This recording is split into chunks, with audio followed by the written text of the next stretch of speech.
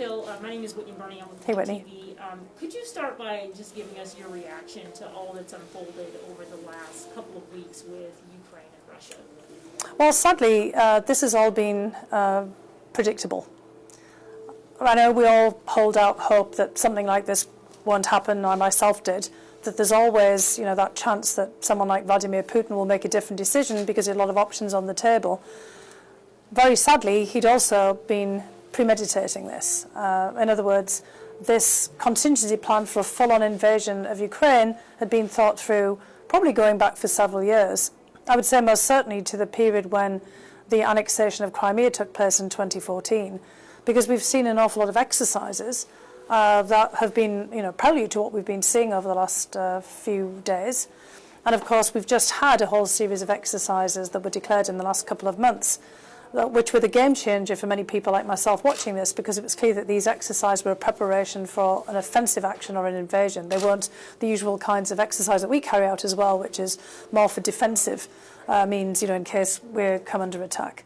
So the way that the Biden administration was warning about this, getting out, ahead of everything, they were spot on. It just takes, of course, for people, some time for that to fully process.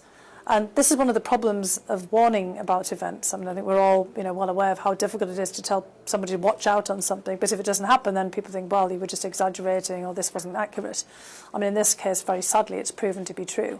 But of course, the hope was that in warning about it, you might be able to head it off to dissuade him from doing this. But I think we can see that Putin had made up his mind that he was going to go into Ukraine one way or another. You've done extensive research on Vladimir specifically and, of course, the relations.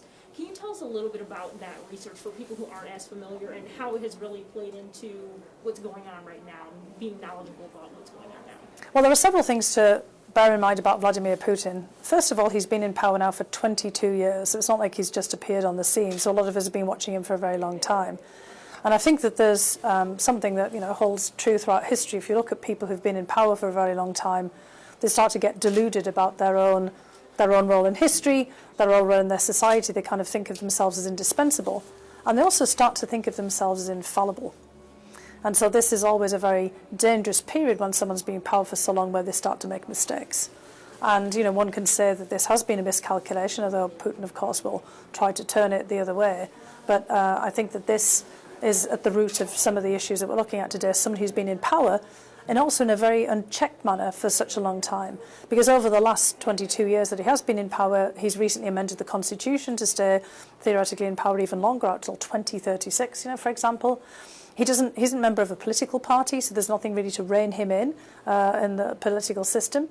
He's turned the Russian parliament into basically a rubber stamp parliament. There's no checks from the court system. There's no equivalent of a Supreme Court. There's a constitutional court. And the only thing is really his popularity among the Russian people. And up until now, his popularity has been pretty high. And the last time he had an invasion of Ukraine, which is in 2014 when he annexed the peninsula of Crimea, his popularity ratings went through the charts.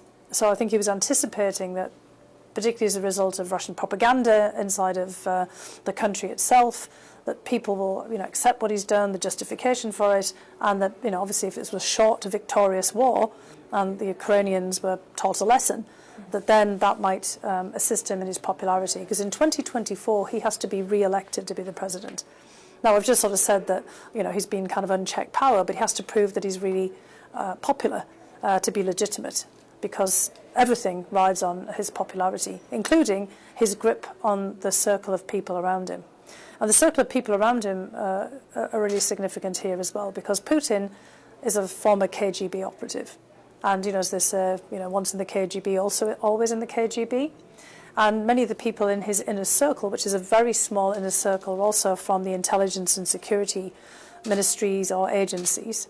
And it seems that they, together with Putin, have made this decision to go into Ukraine. So these are the hard men of the Russian political scene. And those around them who might be more technocratic or from the foreign ministry and who are not from those agencies really haven't had much ability to put pressure on Putin in this circle.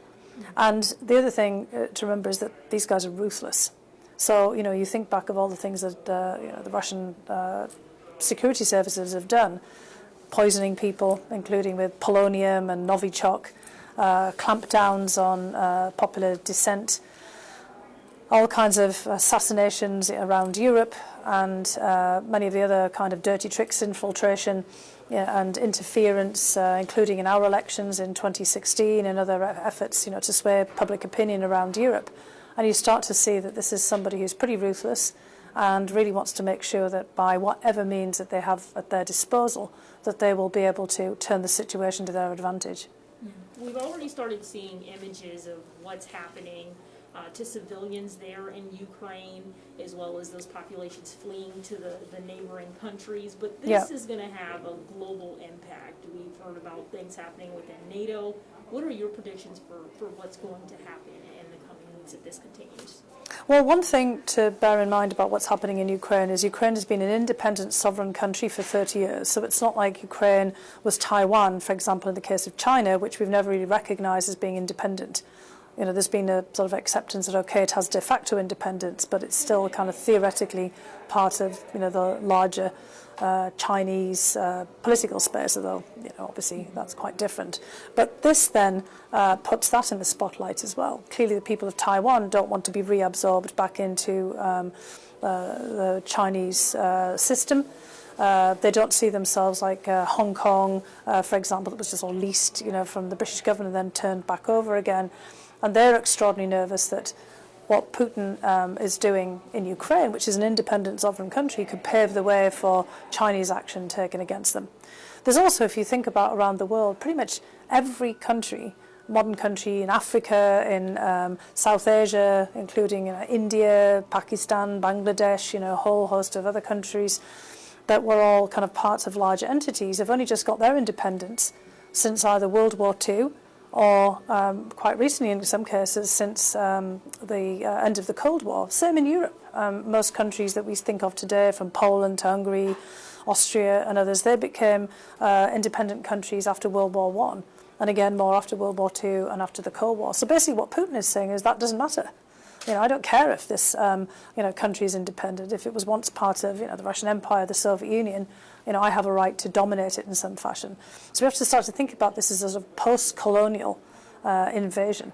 And I think, for example, the leadership of Kenya have actually made a note of this, because this would be like, for example, the British deciding to, kind of invade any of the former colonies, including Ireland, by the way, which was one of the original British colonies. So if you start to kind of think through your mind, if you take Ukraine and Russia out of this and think about what this could be like, it's actually fairly shocking and easy to see the much larger precedents that this could set. So it's important for the rest of the world to speak out against this, because Putin is really saying that none of the rules after World War II matter at all, and that basically if a country is stronger than its neighbour and has a territorial claim over it, then you have the right to act if you can create sufficient of a pretext.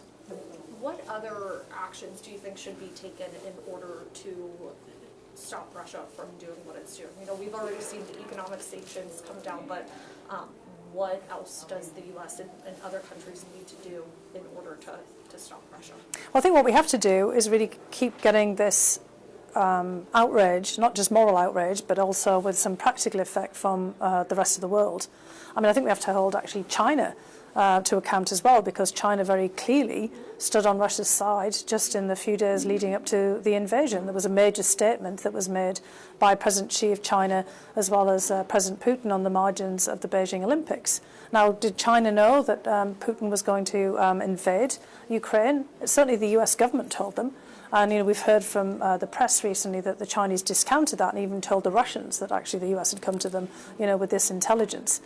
Well, the Chinese obviously were going to have to accept the fact that Putin and Russia have invaded Ukraine now.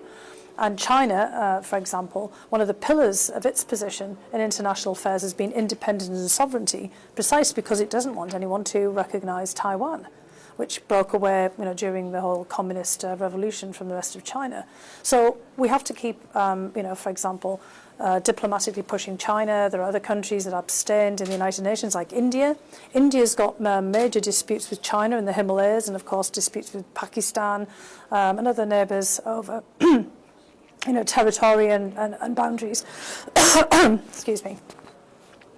And one of the issues that we're going to have or one of the issues we're going to have to press is how do we keep up this international momentum?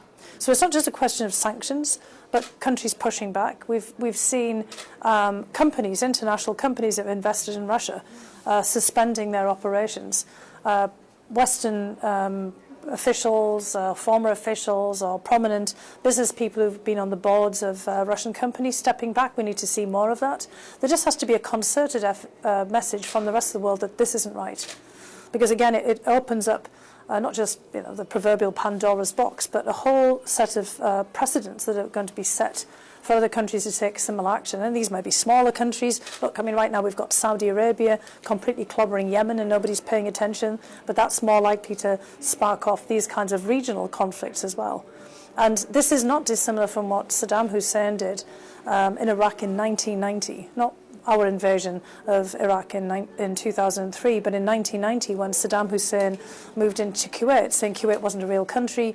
Kuwait was just drawn on the map by French and British and other officials after the collapse of the Ottoman Empire. He had a right to take Kuwait back, and of course there was an international response against that too. So we have to kind of think on all of these different fronts. The kind of protests that we see with students and other people, members of the Ukrainian communities around the world. It has to be a kind of a full spectrum, basically protest against what Russia's doing, with something more than just the United States standing on its own with its allies applying sanctions. Do you think that internal division, I know this is something you're likely going to touch on in the next hour, internal division within countries will be a hindrance as we try and push back against Russia's actions? Well, especially is here at the moment, but it's not just here, it's around Europe as well. I mean, Putin has become a kind of iconic figure for the kind of populist strongman. Not just strong man, but also, I suppose, strong women, because he's got some supporters in other places as well.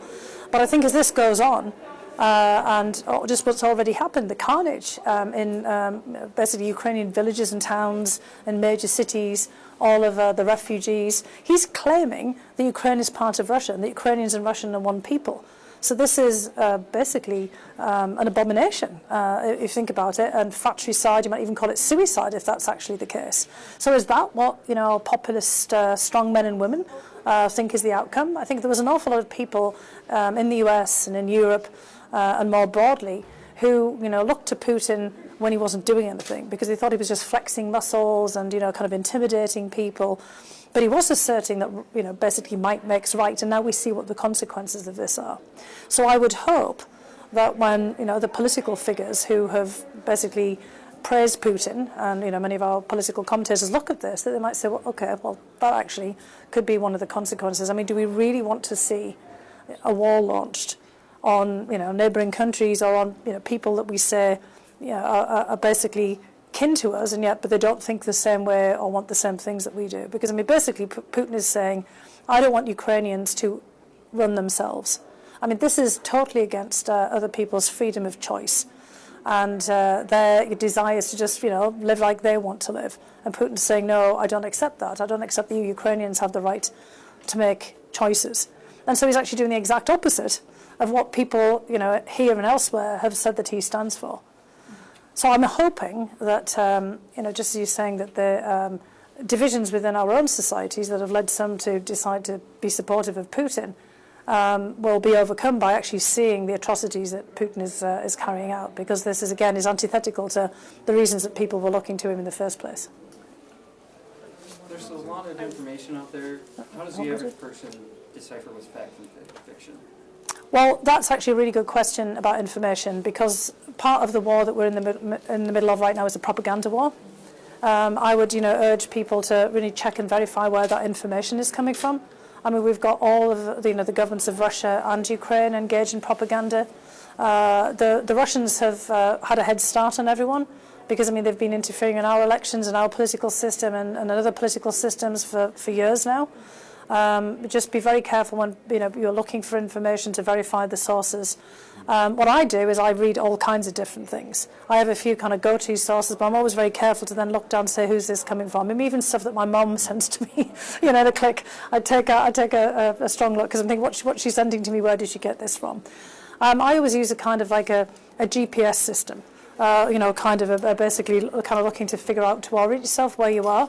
And I mean, major networks, for example, I often look at the BBC first because there's still, a certain amount of editorial control, look to see what they're saying just as a baseline, or the wire services, and then go out from there to kind of see, well, how much is this, kind of meshing with other things that I'm reading out there. But, just to everybody right now as well, be very careful about your own personal cybersecurity, because we're seeing a lot of cyber attacks, denials of service, phishing attempts. I mean, places like where I work at think tanks, major news organisations, but people in universities and colleges, I think everyone has to be really very careful now, because the information war has really spread. And there's also ransomware attacks and things that people should be worried about, because as Putin sees that others are protesting and are, starting to resist what he's going to do, he's going to be trying to sort of fight back through these kinds of information means as well.